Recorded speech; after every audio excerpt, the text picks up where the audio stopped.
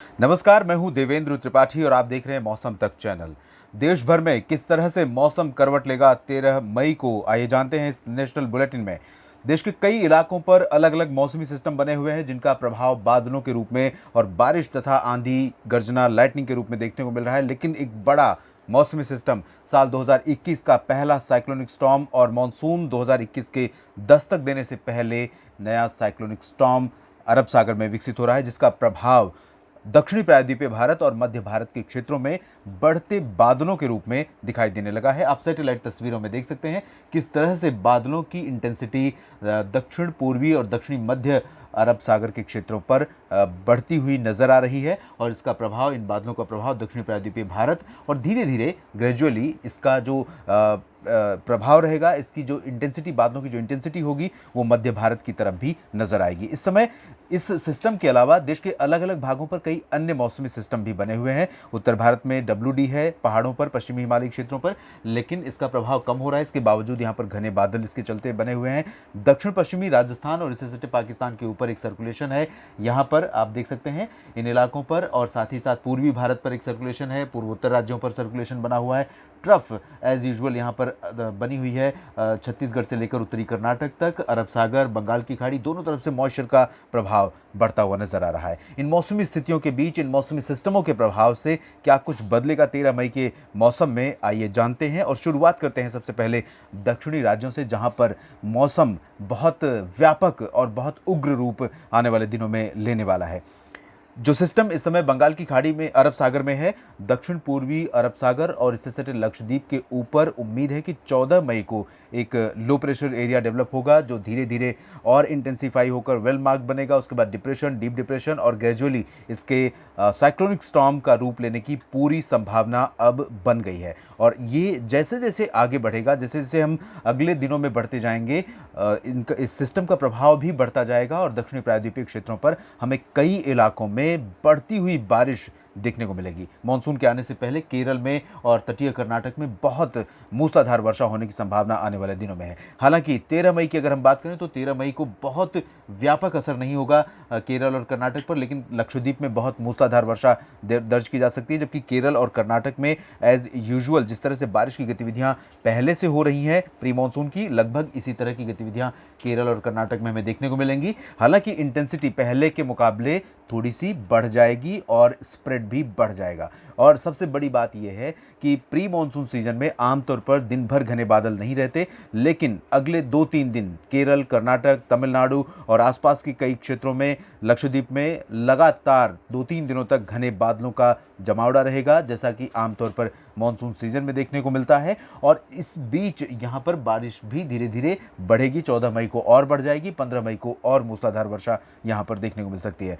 तमिलनाडु और रायलसीमा समेत आंध्र प्रदेश के क्षेत्रों तथा तेलंगाना और उत्तरी तटीय आंध्र प्रदेश के क्षेत्रों की अगर हम बात करें तो यहाँ पर बहुत भारी वर्षा फिलहाल नहीं होगी, लेकिन इन इलाकों में भी अब बारिश में थोड़ी बढ़ोतरी हो सकती है और कुछ इलाकों में हल्की तो कहीं कहीं पर मध्यम वर्षा देखने को मिल सकती है। इंटेंसिटी यहाँ पर भी बढ़ सकती है पूर्वी क्षेत्रों में, यानी पूर्वी तटीय इलाकों में, लेकिन अपेक्षाकृत पश्चिमी तटों के यहाँ पर ज़्यादा इंटेंस वर्षा, इंटेंस रेन होने की संभावना फिलहाल नहीं है। दक्षिण भारत के बाद हम अगर आगे बढ़ें मध्य भारत की तरफ तो यहाँ पर गोवा समेत महाराष्ट्र के क्षेत्रों में ज़्यादातर जगहों पर मौसम साफ और शुष्क बना रहेगा। विदर्भ से लेकर मध्य मराठवाड़ा, मध्य महाराष्ट्र और कोंकण गोवा का समूचा क्षेत्र शुष्क रहेगा, लेकिन ओडिशा और छत्तीसगढ़ के कई इलाकों में वर्षा होने की संभावना बनी हुई है। ओडिशा में कई जगहों पर संबलपुर, कटक और दक्षिणी तटीय इलाकों तथा दक्षिणी आंतरिक इलाकों, उत्तरी तटीय इलाकों, सभी जगहों पर वर्षा के आसार नजर आ रहे हैं। यहाँ पर छत्तीसगढ़ में भी उत्तर से लेकर दक्षिण तक, यानी उत्तर में अंबिकापुर और कोरिया से लेकर दक्षिण में सुकमा, दंतेवाड़ा और आसपास के इलाकों तक तमाम इलाके ऐसे होंगे जहां पर हल्की से मध्यम बारिश हो सकती है। मध्य प्रदेश के क्षेत्रों पर यहां उम्मीद है कि मौसम ज़्यादातर समय और ज़्यादातर इलाकों में मुख्यतः साफ और शुष्क रहेगा, चाहे वो डिंडोरी, बालाघाट, मांडला और जबलपुर की बात हो, या सागर, सतना, सीधी और सिंगरौली की बात हो, या फिर पश्चिमी इलाकों में हम कह सकते हैं ग्वालियर, गुना से लेकर इंदौर, उज्जैन तक, इन सभी क्षेत्रों में मौसम मुख्यतः साफ और शुष्क रहेगा। लेकिन मॉइस्चर अभी यहाँ से ख़त्म नहीं हुआ है। उत्तर भारत में मौसमी सिस्टम सक्रिय हैं और उत्तर भारत भारत में मौसम भी सक्रिय रहेगा। जाहिर सी बात है कि मध्य प्रदेश के भी कुछ इलाकों पर प्रभाव पड़ेगा, क्योंकि हवाओं का जो डायरेक्शन आप देख सकते हैं सीधे उत्तर की तरफ से मध्य प्रदेश के पश्चिमी भागों पर और मध्य भागों पर हवाएं रहेंगी। तो भोपाल, अशोकनगर, गुना, ग्वालियर, दतिया, भिंड, मुरैना और रतलाम, इंदौर, मंदसौर, इन सभी क्षेत्रों पर कहीं कहीं गर्जना के साथ अचानक धूल भरी आंधी, लाइटनिंग स्ट्राइक और कुछ इलाकों में हल्की से मध्यम वर्षा या बूंदाबांदी अचानक हो सकती है। हालांकि मध्य प्रदेश पर रेन की जो प्रोबेबिलिटी है वो 50-50 है, हो भी सकती है और मौसम पूरी तरह से शुष्क भी रह सकता है, लेकिन बादल यहाँ पर ज़रूर देखने को मिल सकते हैं।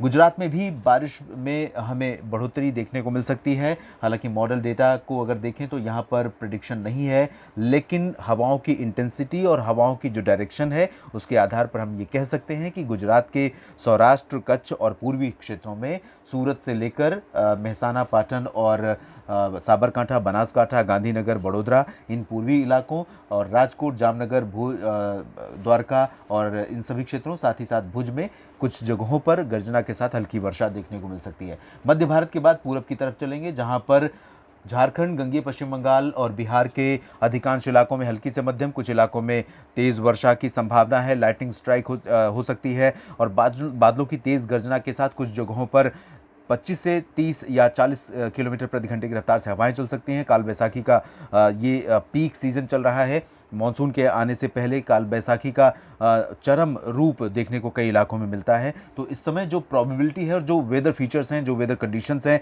चाहे वो बंगाल की खाड़ी की तरफ से मॉइस्चर फीड की बात हो या अरब सागर की तरफ से मॉइस्चर का इंकर्जन हो या फिर उत्तर भारत में जो बना WD है उसका प्रभाव और उसके इंड्यूस्ड सर्कुलेशन के प्रभाव की बात हो, तो यहाँ पर उम्मीद ये रहेगी कि अगले 24 से 48 घंटों के दौरान कई जगहों पर वर्षा हो सकती है। कुछ इलाकों में तेज़ रूप मौसम का उग्र रूप देखने को मिल सकता है, जिसे काल बैसाखी कह सकते हैं। पूर्वोत्तर भारत में असम, मेघालय, नागालैंड, मणिपुर, मिजोरम, त्रिपुरा, अरुणाचल प्रदेश, सभी जो 7 सिस्टर स्टेट्स हैं, इन भागों में काफ़ी अच्छी वर्षा होने के संकेत हैं। असम में इंटेंसिटी अपेक्षाकृत ज़्यादा रहेगी, अरुणाचल प्रदेश के कुछ इलाकों में ज़्यादा हो सकती है और मेघालय में भी कई जगहों पर हल्की से मध्यम वर्षा हो सकती है। उप हिमालय, पश्चिम बंगाल और सिक्किम में भी कई स्थानों पर वर्षा होने के संकेत हैं। इसके बाद पूरब के बाद हम उत्तर की तरफ बढ़ेंगे और पूर्वी उत्तर प्रदेश का जिक्र करें तो यहाँ वाराणसी से लेकर अयोध्या तक कई जगहों पर वर्षा की संभावना है। प्रयागराज समेत जो दक्षिणी हिस्से होंगे, जिसमें सोनभद्र और भदोही समेत प्रयागराज, बांदा तक